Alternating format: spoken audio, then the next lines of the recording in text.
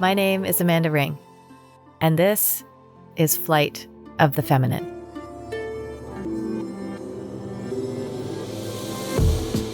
Here on Flight of the Feminine, I'm inviting you to explore and reclaim all things feminine, the divine and the dark, to awaken your womb and heart consciousness. I'm inviting you to open to the realms of energy and spirit, to evoke empowerment and create sovereignty. As a sacred soul, each one of you are on this journey through life.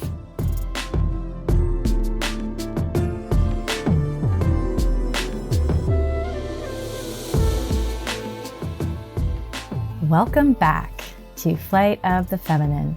I'm Amanda Ring, your host. Here on Flight of the Feminine, I'm inviting you to explore and reclaim all things feminine, the divine and the dark, womb and heart consciousness, the realms of energy and spiritual expansion, empowerment and sovereignty. As a sacred soul, each one of you are on this journey through life. Today, we are going to wade into the waters of worthiness. Such a layered topic, and I'm sure in time there will be more than one episode on this theme. Worthiness is a topic that every woman, and in truth, every human, whether they're aware of it or not, encounters on the daily. You can press pause and grab a journal or paper and a pen to have on hand for when you might want to join in on the self-inquiry pieces that I take you through a little bit later in the episode.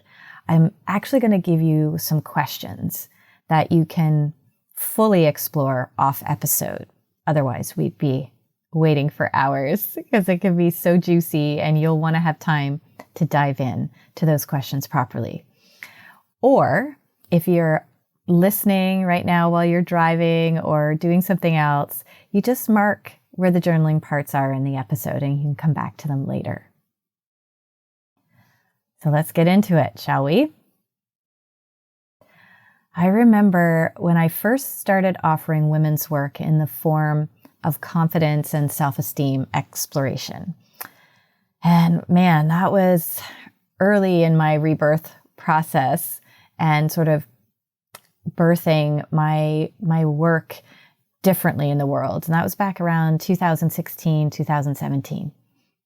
I created a one-day workshop called Creating Confidence, a retreat day for women. And it evolved out of the one-to-one work I had been doing with women in my private practice and the common themes that cropped up with practically every one of my clients, and safe to say, every single one. It's also how my Wise Women circles started to get created as well. I not only knew that women needed to explore more deeply within themselves the concepts and themes of confidence and esteem and worth, but they also needed to connect with other women around these same core issues that left many of them, most of them, feeling alone in their struggles. And this is why it's so key to gather in events and workshops and online courses or circles or trainings. This connection with one another is so key to our healing and our growth. And we talked about this quite a bit in episode 8 with Dr. Karen Ward, women gathering together and why it's so important. If you haven't had a listen to that one, go and pour a cup of tea and check that one out. These connections with other women helps to provide the evidence that what you're feeling and thinking is not only common among other women, but often the realization is it's also a big set of lies, really and truly. Worthiness, or a perceived lack thereof, is candy for the shame imprinting that we have and the harmful aspects of the ego that wants you to fall prey to its temptation and drink the Kool-Aid.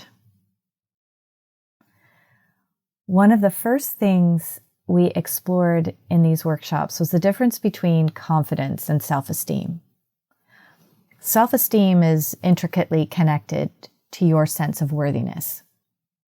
They are almost synonymous and interchangeable. Once again, as in other episodes, I'm going to get into the etymology or the root meanings of these words and highlight how important they are and how important your language is by understanding that they hold this not only intellectual definition, but they hold an energetic imprinting. Your words are powerful. My kids, who are now teenagers, can often get a little fed up with me sometimes as I gently and consistently remind them to watch what they are saying, how they're saying it about themselves, about the world, about their friends, about family members. Folks, we truly spell our beliefs and our perceptions into reality by speaking them and thinking about them. Spoken word and written language are both symbols that are creating almost like a geometry in and of themselves. And the sounds of them hold a vibrational frequency.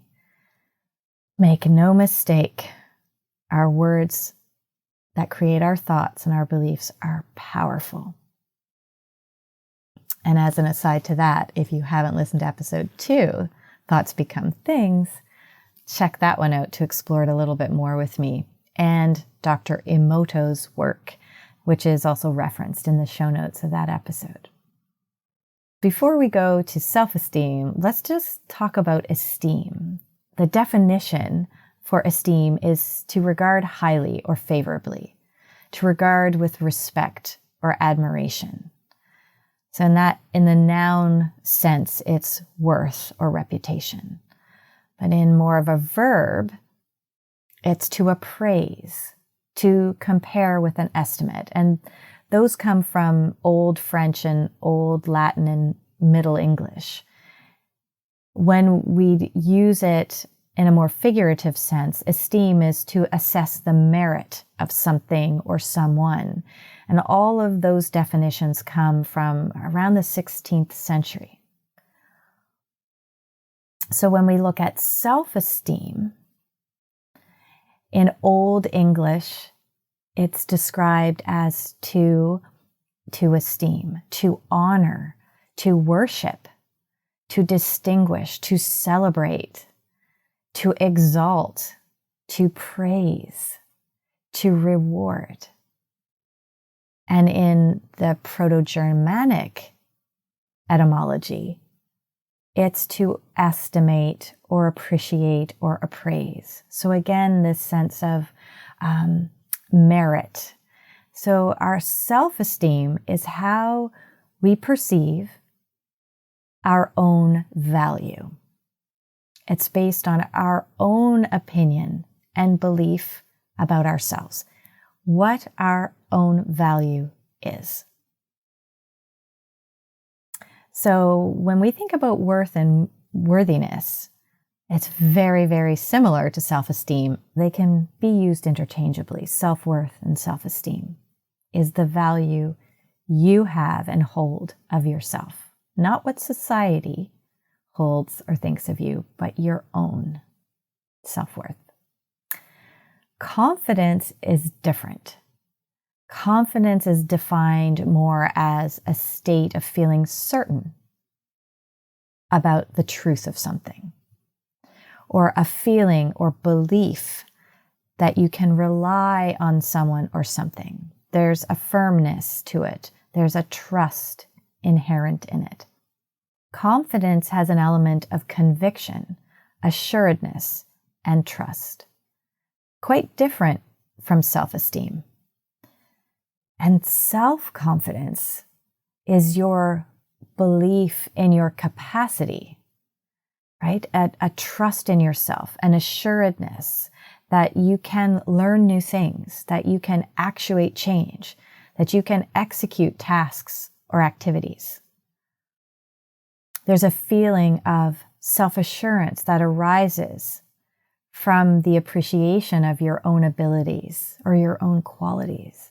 And so I remember when we were exploring this in that workshop that many years ago, and each time that we explored it, it was eye-opening for women and how they had perceived themselves, and how they had sort of mixed up these ideas about self-confidence and self-esteem and self-worth.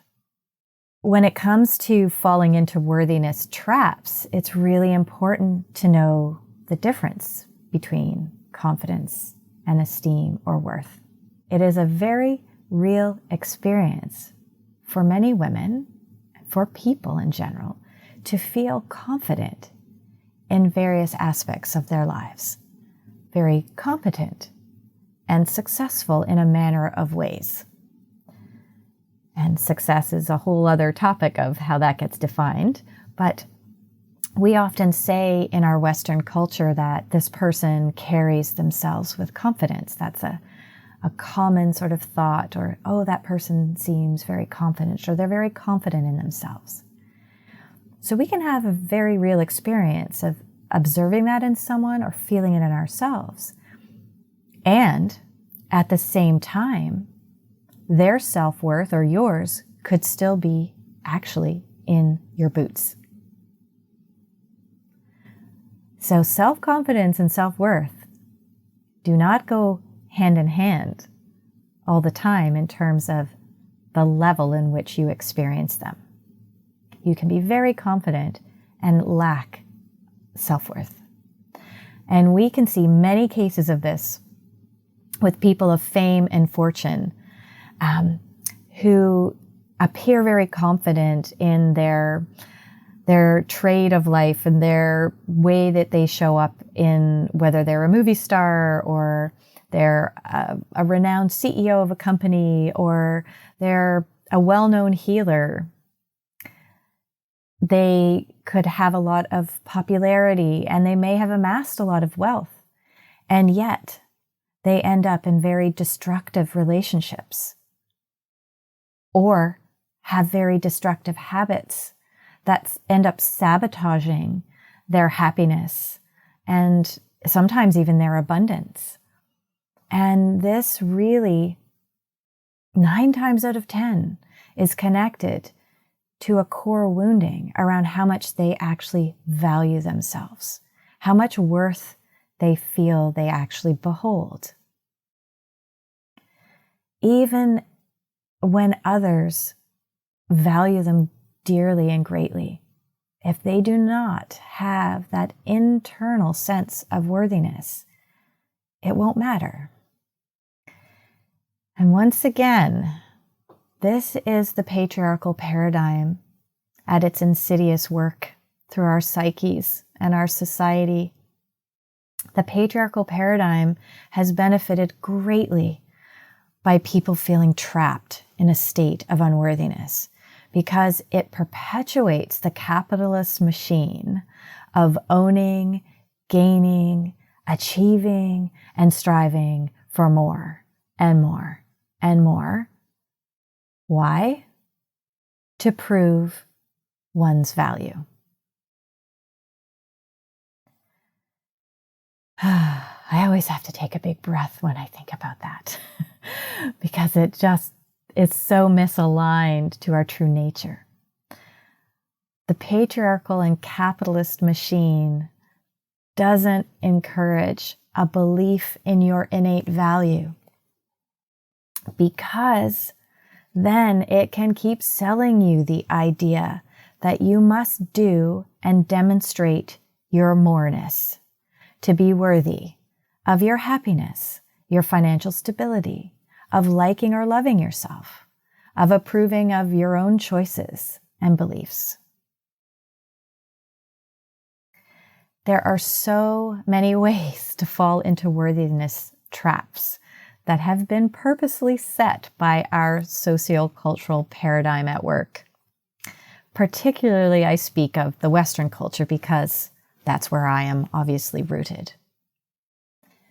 However, the feminine and the matriarchal principles within a sociocultural paradigm actually acknowledges and values difference and uniqueness in a very different way. It recognizes the need for uniqueness, variety, and difference in order for us to co-create and support the whole of humanity in its variable nature, just like the earth. We need all different kinds of trees and plants and different qualities of storms that all contribute to this interconnected nature of vitality and resilience and abundance. What is a worthiness trap? I mean, I've generally spoken about it, but what is a worthiness trap? When I was thinking about the title for this episode, I was just thinking, well, just worthiness. And then I was like, no, this is really about worthiness traps and how we get caught in them.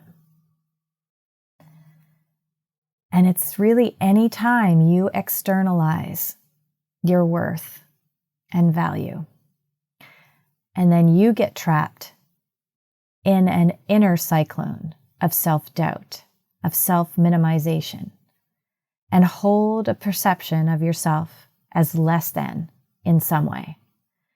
The result of this is often you then using and sending even more of your precious energy outward to prove your value to someone or something. Your perceptions of your worth, your inherent value, when are internalized, like anything else you internalize through your perceptions, become your beliefs. And you as a human operate from your perceptions and your beliefs. Perceptions are how you perceive reality. It's the lenses through which you see the world. Your beliefs are your accepted truths or the validity of something. So when you believe something, it's truth for you. But those beliefs are shaped by your perceptions. Now, fortunate for us, we can change our perceptions and beliefs. We actually have full control over changing those. And that's super important when we're talking about our self-worth and our self-value. Because your internal sense of personal worth and value gets shaped by what society has told you or shown you, what your family and peers have spoken about around you or acted upon themselves, and what religious or other cultural communities you might belong to or have belonged to have said or shared, because all of these have their own set of values and perceptions, and often are very polarized into right and wrong, good and bad, valuable, not valuable. Some core examples of what a lot of qualifiers for people are in society around what is valuable and deserves to be given merit or assessed as having worth are things like your education status, your employment status, your relationship status, financial status. For a lot of women, childbearing status, the status of your athleticism, your artistic, creative, or musical abilities or status, your beauty status or attractiveness. Now, all of those things, who are those most defined by? Who defines what value all of those have? Society. And our primary culture, aka your family and your peer groups. But who defines the value for them? Society that you live in and their families. So our family, our parental dynamics, and our lineage and ancestral aspects of this are very important to be aware of, because our wounding around worthiness and value is absolutely handed down through our childhood experiences from our parents and our ancestral and lineage wounding, that it comes through the family stories and the family belief systems. And for many in the Western culture that have been continuously exposed to this patriarchal way, which is compare and divide, you will see that showing up in yourself when you hear the family stories, or you witness things, or you share in the various beliefs that maybe your parents have had, or grandparents, or others in your family. And what I mean by that is there will be often stories of celebration or accolades of current family members or past family members, and they're being honored and revered in some way for some personality trait that they had or something that they achieved. And not for everyone, and not in every case, but often there can be an immediate comparison if there is an internalized sense of lack of worth, that that person is better or was better than you for some reason, and that you're not measuring up. And the patriarchy, and like I mentioned, the capitalist machine wants you to compare and separate yourself, because then you have something that you need to attain, which it will help you with, to fill the void or to add to yourself so that you are better now. There's also stories that get handed down that you might have overheard, may not even been shared directly with you, of shame or taboo, or something that happened that the family members are quite embarrassed by, or still harboring this weight of guilt around in the community.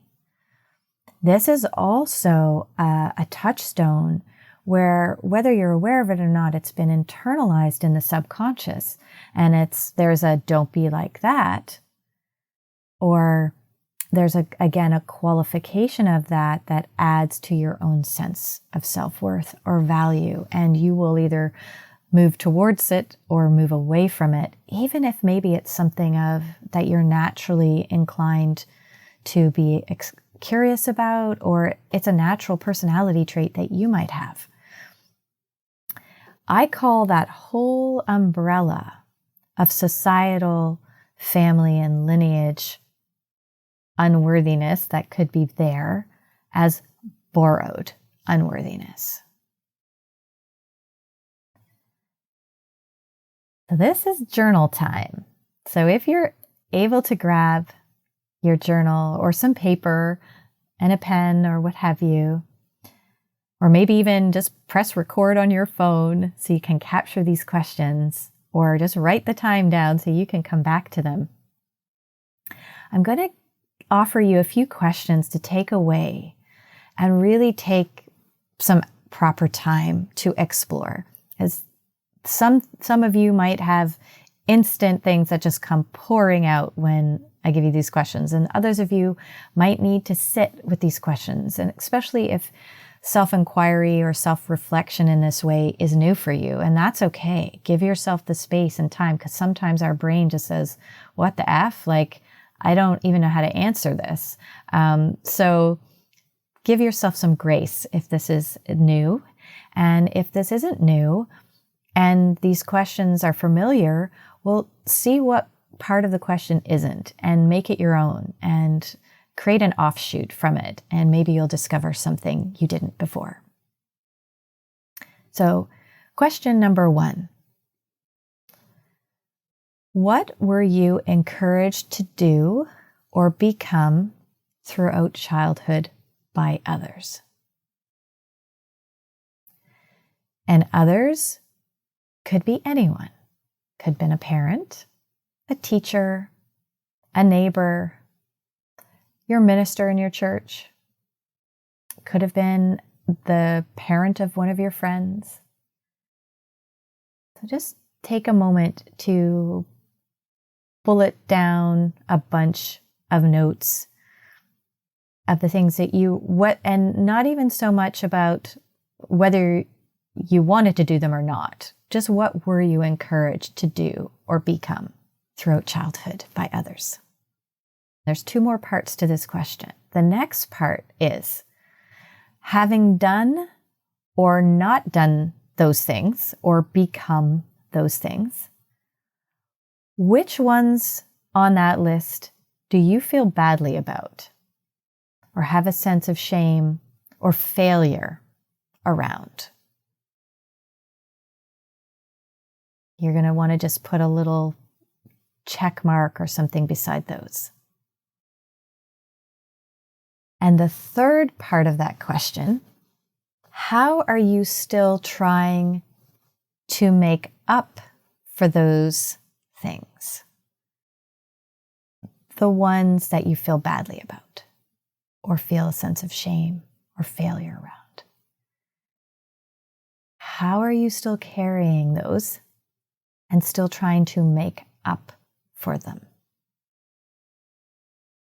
These are a little bit of open-ended questions on purpose. And self-reflection is that. It's meant to be open and not a yes-no. It's meant to lead you and open you, and each person will be different. When you get through to these ones that you might feel badly about or a sense of shame or failure around, just give yourself some compassion, because when we think about those things, it generally brings up the feeling of that embarrassment or guilt or shame.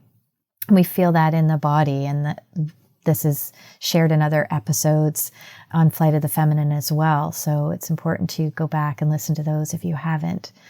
The one, your body is talking to you, are you listening? So even if this was like from the time you were 5 and someone had really encouraged you to do something and you didn't have any interest in doing it, and you did it or you didn't do it, it could still be sitting with you on a subconscious level.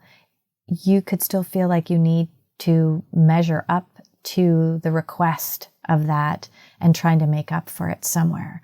So have some compassion if you're feeling a little ick in your body, and remind yourself, put a hand on your heart and remind yourself that it's not happening currently, that you're just remembering this. But we know the brain doesn't know the difference, and the nervous system registers it the same way.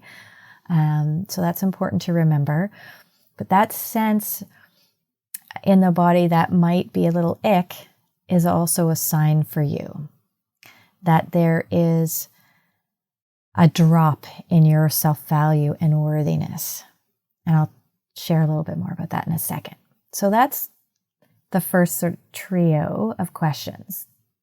The next question I have for you to write down is, at this moment in time, as you are, at your current age, your gender, your sexual orientation, your relationship status, your employment status, all of it, as you are right now, on a scale of 10 to 1, 10 being a most precious, valuable human, and 1 being not valuable in the least, what's your number? So write that number down. Then go back and look at the qualifiers. So age, gender, sexual orientation, relationship status, childbearing status, employment status, financial status, like all of those things. and go back to that scale from 10 to 1. Evaluate each one of those things on the presence of them in your life. If it makes you 10, a most precious, valuable human in your estimation, or 1 makes you not valuable at all. Just see what comes up as you go through that exercise. And the next question I have for you is, when reflecting on all of that evaluation and the statuses and the value, well, says who? That's the question. Who says what your value is in relation to all of those things, all of those attributes or qualities that society says you are meant to have?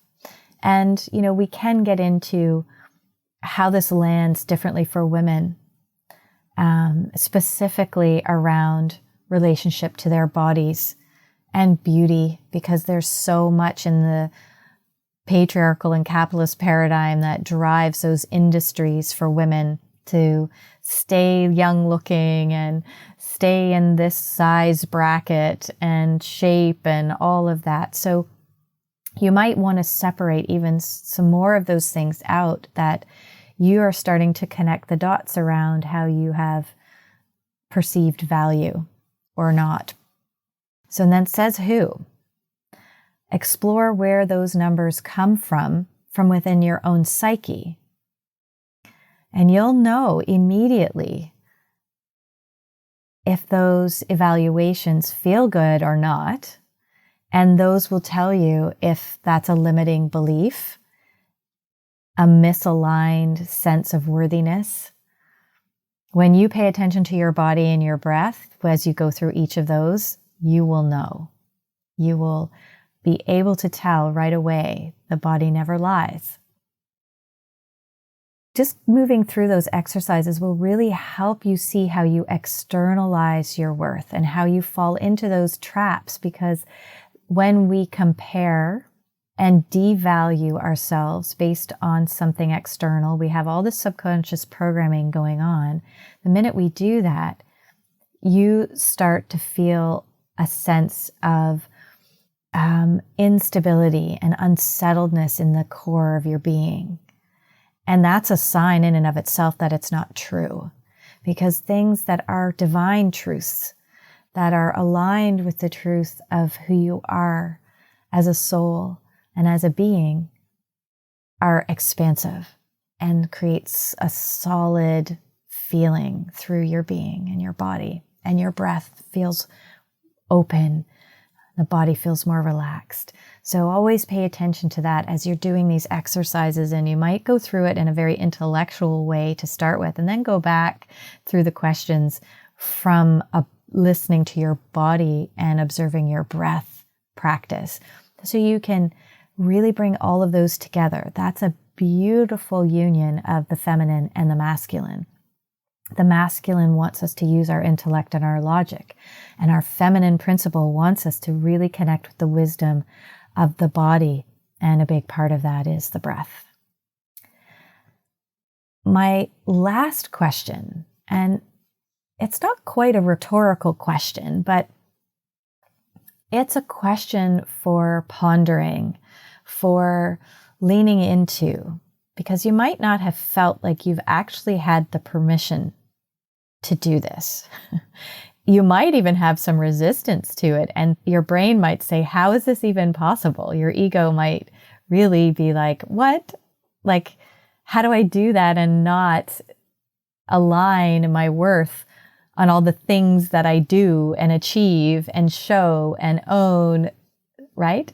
So the question is, what if you chose to claim your own worth and value? What if you just chose to claim it? What if you defined it? But even more beyond a personal definition of it, what if you just chose to claim it? You chose to claim your own worth, your own value. In order to do this, you need to explore the shadow side of where you have let others decide, direct, and or claim it for you. And that's why I gave you those questions to play with and explore. Really great to sit with a friend who's open to this kind of exploration and do them together and share. It's so valuable because it helps you with the creative process and feel supported.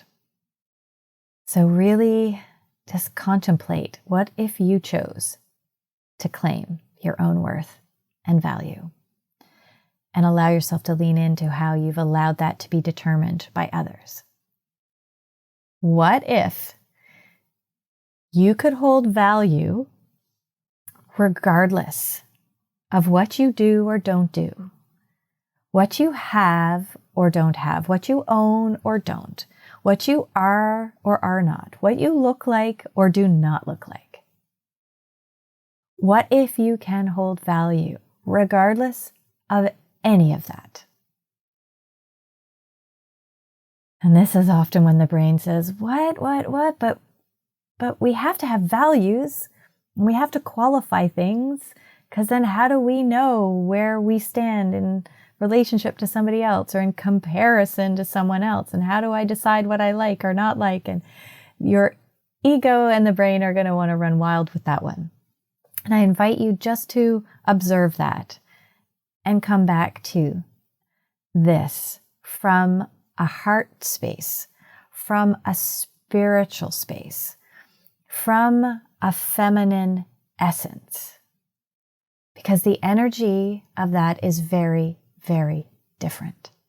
When you ask this question, or you allow this contemplation from a place in your heart, or from a higher knowing, from your inner wise woman, from the essence of the feminine, it will be very, very different. And it will be presenting something more like, what if you were born of love, as a precious, unique expression of life itself? What if you were born with inherent value? This is what the inner wisdom, the higher wisdom, the divine wisdom will birth and evoke and expand through you when you contemplate these questions from the heart space, not from the mind, not from society, but from your innate knowing. Each and every one of you listening, and myself included, were born a helpless baby, filled with life force and unlimited potential. Even those who are born differently abled, and I've worked with many of them as an occupational therapist over the years, everyone has inherent value as an expression of life itself and all its myriad ways to manifest and present in human form. All of us bring the gift of evoking lessons, growth, beauty, and change within each other and ourselves in the human experience on earth and of the earth herself. And each and every life, body, and soul has a unique purpose that gets revealed as you begin the unfolding of your journey through life, this earth walk. And when you start to lean in with your heart and your inner knowing and go beyond all of the wounding, the stories that have been passed on through society, through cultural experiences, through the generations, you start to reveal a sense of worth and value that is already there and that is your right to claim. What would the world be and feel like? How would the world be different? How would it feel different if this was the common belief and perception chosen and held by the human collective? How does this feel for you? How does it land? As in other episodes, take it or leave it or take it. It's okay if it doesn't align for you. If it's something that softens your body and opens your heart and feels more expansive, then you might be more in tune and aligned with this way of perceiving your life and your purpose of being here on earth. And if so, remembering that you have a choice in your perceptions, a choice in your beliefs. You get to create them. You get to uncreate the ones that are already operating that you borrow and have borrowed. The same as this borrowed unworthiness doesn't belong to you. It's been learned. How would the world feel different if this was the common belief and perception chosen and held by the human collective? How might you start to create this shift within yourself, your family, and your communities?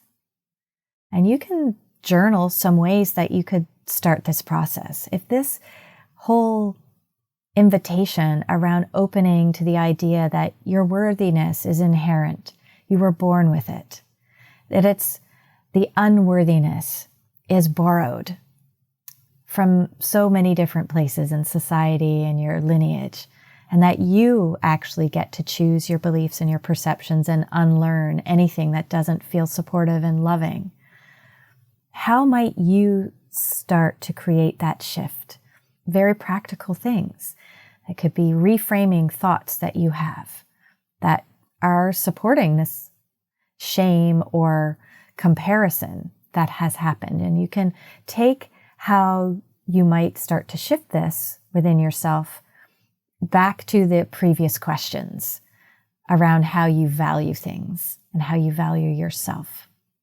There truly is so much powerful work here to create a new, healthier paradigm shift when it comes to worthiness.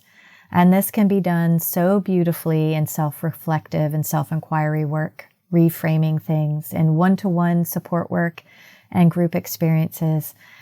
And one of the ways that we do this is in the Wise Woman Awakening course, which is a self-paced and self-guided course. If that's something you might be interested in, certainly check it out in the show notes. There'll be a link there.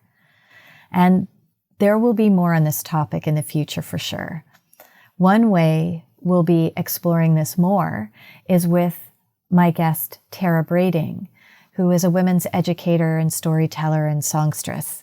And she's going to be with me in the next episode.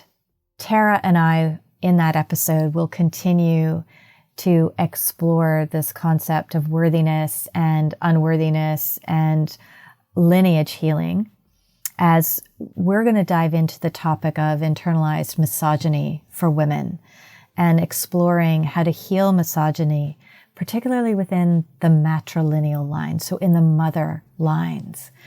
Tara's work offers a lot of ancestral healing, and I've connected with her through that actually, and did some work with her a year or so ago on the maternal ancestral line. So I'm really excited to have her join us. So stay tuned for that one and rejoin us there.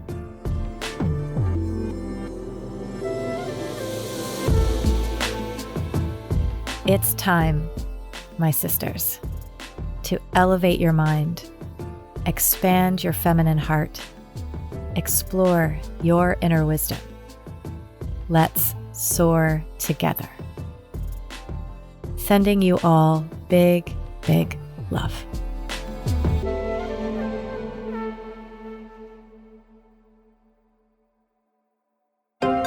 This is Story Studio Network.